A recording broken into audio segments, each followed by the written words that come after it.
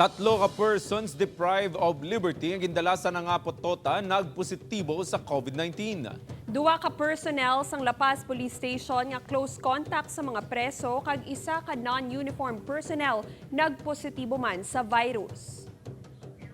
BJMP6 natumod ang pulo ka close contact sa Glunsay nag-negatibo man sa RT-PCR test. Yaring balitang gitutukan ni John Sala live. John?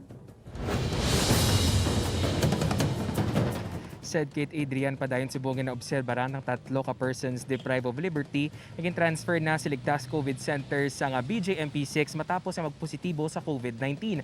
Asymptomatic ang tatlo ka PDL kag igapaidalom sa repeat test.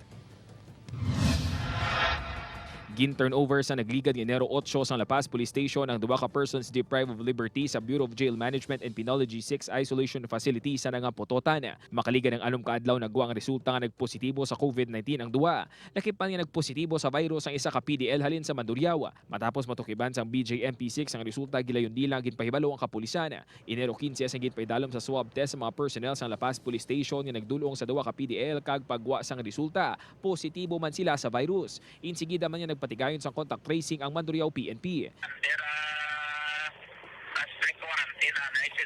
Dugang panibalibadlan, isa pagid ka non-uniform personnel sa Lapas ang nagpositibo man sa COVID-19. Kainas ang agagin paidalom sa mass testing ang mga personnel sa Lapas Police Station bilang pagsunod sa protokol. Temporaryo ang magapatuman sang mas istrikto nga protokol ang police station samtang wala pa makagwang resulta sang RT-PCR test sa mga personnel.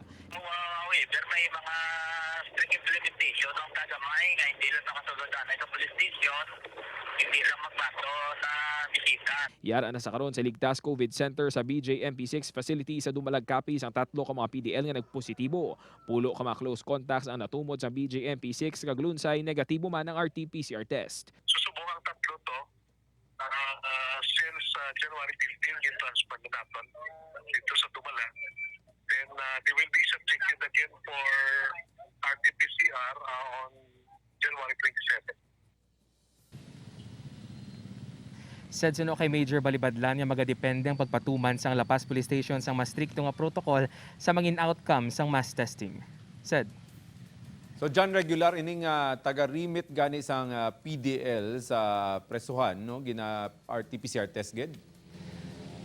Said suno sa BJMP6 nga moy na ang protocol nila antes nga i-remit sa kung sa diin nga jail facility, kinahanglan nga i-isolate siya anay sa isolation facility ara sa nga Pototan kag ipaidalom sa RT-PCR test. Kung magnegatibo diretso siya remit sa kung sa diin nga jail facility kag kung magpositibo siya sa COVID-19 igadiretso ini sa ligtas COVID center sa Banwasang Dumalag Capiz.